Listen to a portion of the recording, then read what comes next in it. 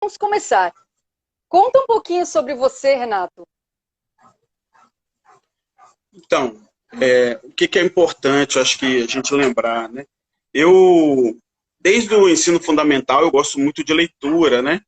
E um dos primeiros livros que eu li, das obras que eu li, participava daquela coleção Vagalume, né? Não sei se muitos aí autores e ouvintes aí conhecem, né?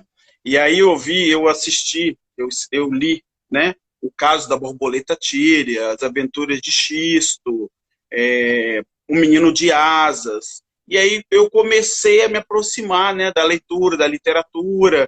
Eu acho que eu deveria estar aí na quarta série do ensino fundamental, quinta série do ensino fundamental. Eu comecei a ler um pouco mais, né?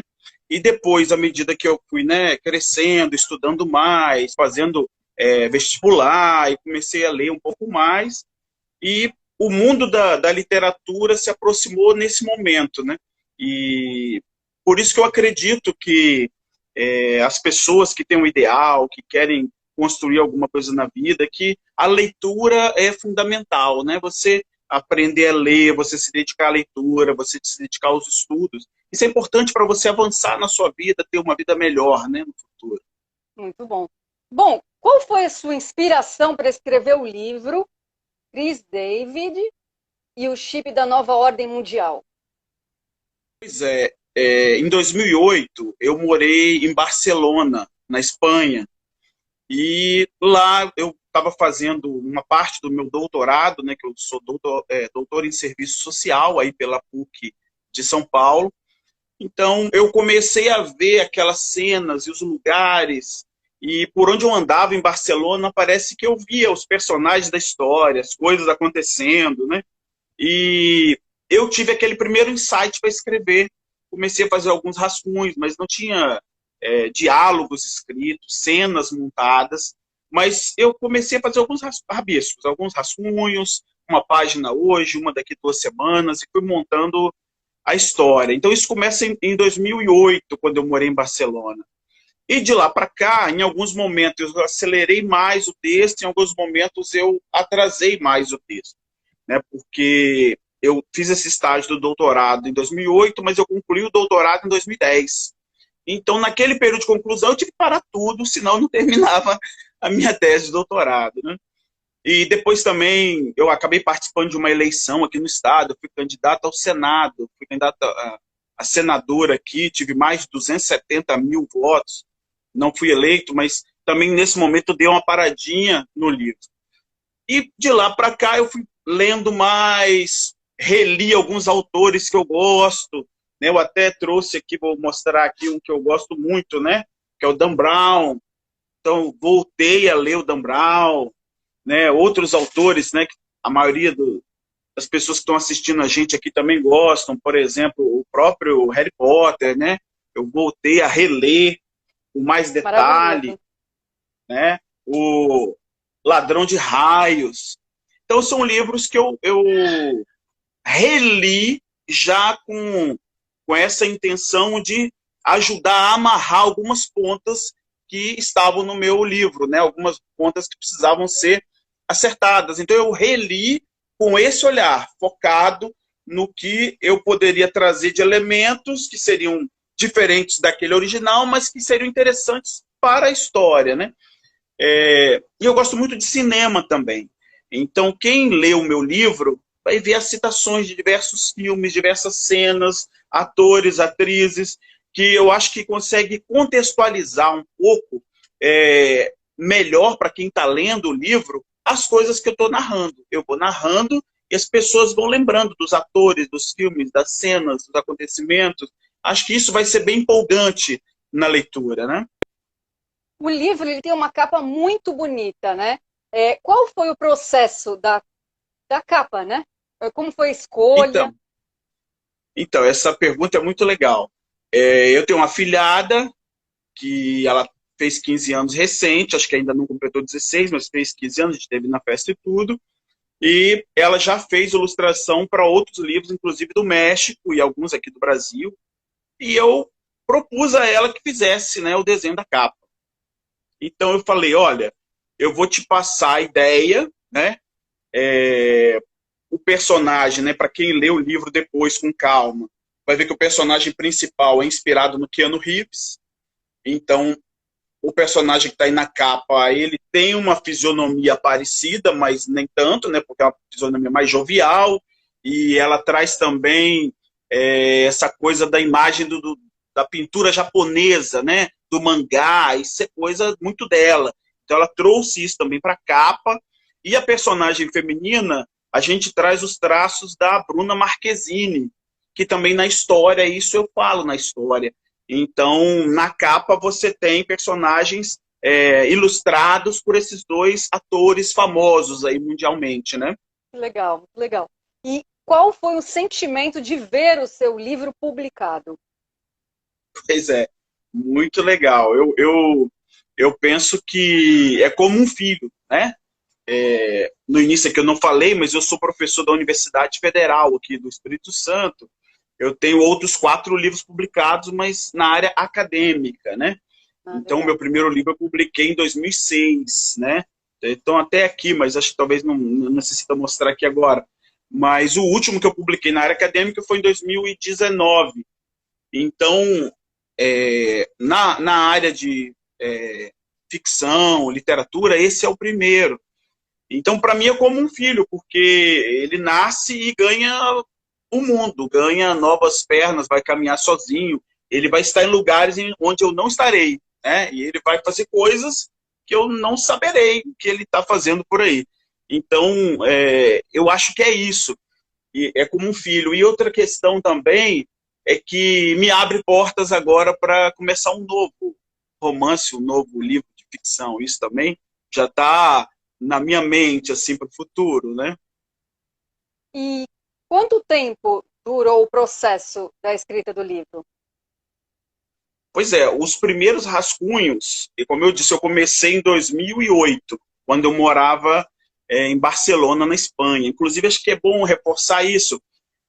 No livro tem várias cenas que acontecem em Barcelona, várias. No Parque Güell, na praia, na universidade, espaços que eu conheci muito, porque eu fui com a minha esposa, fui com meu filho, então a gente fazia piquenique nos parques. Então tudo isso está no livro, como se o personagem tivesse vivido isso. É ele que vive isso no livro.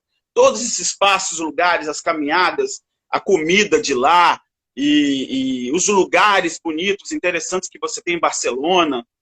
Nesse período também eu visitei Paris, tem uma cena do livro que também se passa em Paris, pertinho do lugar onde eu fiquei também.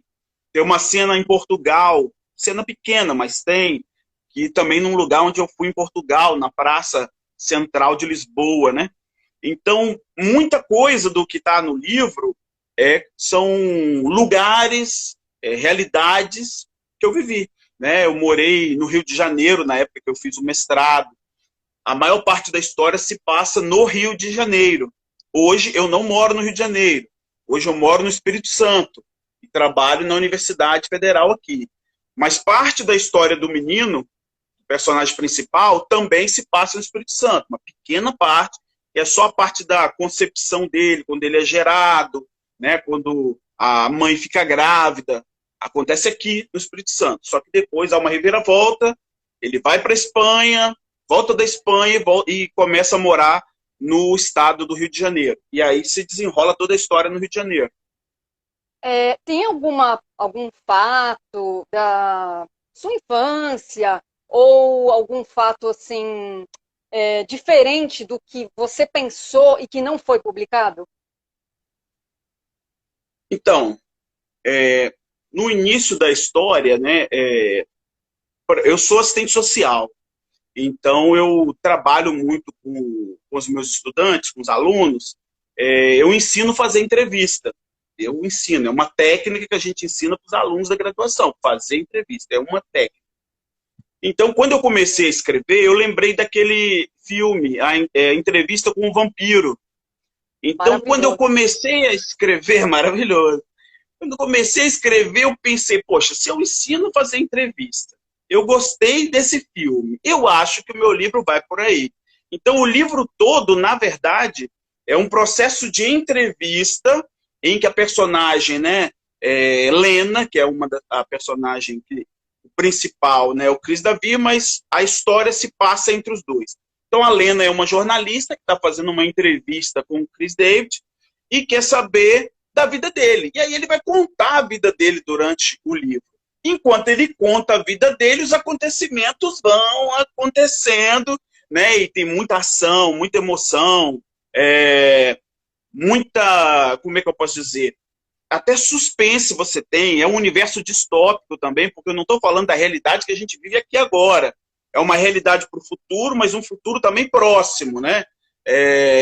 Por exemplo, a gente viu, há um tempo atrás, era ficção científica ir para a Lua, ir para Marte. Agora o Elon Musk já quer ir daqui uns dias para Marte. Então eu não estou pensando numa ficção científica para daqui 200 anos. Esse livro é uma ficção científica para daqui a pouco, para daqui 30 anos, 20 anos. É algo que pode acontecer breve. Então, eu acho que aproxima isso também do leitor, porque tem coisas ali que ele está vivendo nesse momento. Eu acho que isso ilustra legal. Você está escrevendo algum livro no momento? Eu estou com 2 rascunhos, mas estão parados agora. Ou alguma Mas estou com 2 continuação desse rascunhos. livro? Você não pretende uma continuação desse livro? Eu sempre penso isso, né? Às vezes a pessoa diz assim, o livro acabou, né? Por exemplo, o Código da Vinci, só tem um livro. Mas você pega o Dan Brown e depois ele escreve um outro livro e usa os mesmos personagens. Então, eu não vejo dificuldade em continuar no mesmo universo, não sendo uma continuação deste, mas dentro do mesmo universo também é uma ideia interessante. Tem algum fato do livro que foi baseado em fato real? Vários, vários. Por exemplo, tem uma cena que assim não aconteceu dessa forma em Nova York, mas em Nova York a gente sabe das Torres Gêmeas, né? Do ataque às Torres Gêmeas. Então eu criei uma cena onde há um ataque terrorista com homens-bombas dentro do Central Park. E aí o Chris David vai para lá para ajudar a tentar resolver a situação e tal. É baseado nessa ideia, mas é uma ideia fora daquele contexto da Torre Gêmea, né? Tem uma cena também em Paris, que Paris também estava vivendo um momento aí de crise, que eu tenho uma cenazinha em Paris, perto do Museu do Louvre, que também é baseado em fato real. No Rio de Janeiro, por exemplo, tem muita manifestação na cidade. Então, no meu livro também tem manifestações, só que essas manifestações são contra o dirigente da nova ordem mundial, que aí eu não vou dizer aqui porque seria um spoiler, né? Mas tem grandes manifestações no centro do Rio de Janeiro, saindo ali da Candelária até a Cinelândia, que é onde geralmente acontecem as manifestações no Rio, contra o dirigente da nova ordem mundial. Então, são cenas do real, cenas que aconteceram, mas que eu reescrevi e coloco dentro do livro. Por exemplo, tem uma cena no metrô, que é algo muito possível de acontecer a qualquer momento. Está logo na abertura do livro, logo no primeiro capítulo, nessa cena no metrô do Rio de Janeiro. E como você vê a repercussão desde o lançamento até os dias de hoje, de divulgação do livro? Como você vê essa repercussão? Então, eu vejo como muito positiva, né? Geralmente, autores nacionais, a gente tem mais dificuldade de se colocar, se apresentar, de levar o nome do livro, né? Então, por exemplo, na Amazon, a nível de downloads, a gente já tem mais de 400 downloads. Então, a gente já tem uma boa divulgação, né? Assim, a nível nacional. Mas, assim, nas mídias grandes, a gente ainda não chegou. Mas a gente já está tendo boas parcerias, né, com o pessoal do Instagram, pessoal do YouTube, a gente está conversando com muita gente. Algumas parcerias não saíram no tempo que a gente estava conversando, mas provavelmente vão sair em breve. Então, eu acredito que até março, mais ou menos, do ano que vem, a publicidade nessa área, principalmente na internet, vai estar muito maior, né? Qual a experiência mais emocionante desde da publicação do livro? Alguma experiência que você tem para contar, assim? Então, às vezes, as pessoas que estão lendo, né, elas vêm e comentam alguma coisa, né? Teve uma pessoa que leu e falou, ele usou a palavra assim, acho que ele é carioca. Caraca, mas muito interessante essa revisitação, né? Dentro de um ambiente distópico, porque é algo que não é real agora, mas é real em breve, ou é real daqui a pouco, né? E uma outra questão disso que está colocado, né? Quando as pessoas comentam assim, mas você retrata, por exemplo, Maria Madalena como uma jornalista investigativa, né? E se a gente olha para o debate mais religioso, né? Você vai ver Maria Madalena numa outra situação lá na vida de Cristo, né? E no livro eu tento trazer esses personagens para dentro dessa realidade nova que a gente está vivendo, como se as situações que ele está vivendo agora no livro pudessem ser materialmente reais, né, nesse momento.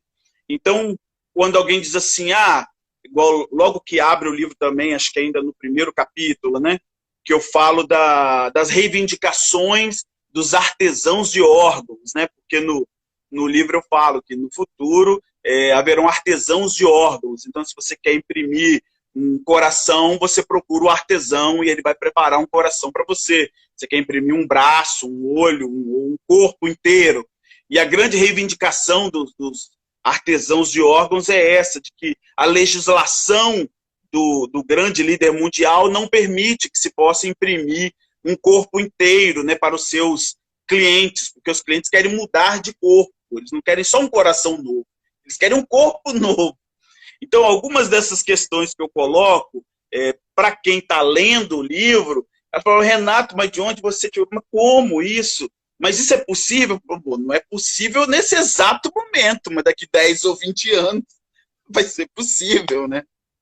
Sim, com certeza. Então, eu queria que você falasse um pouco mais do livro, né?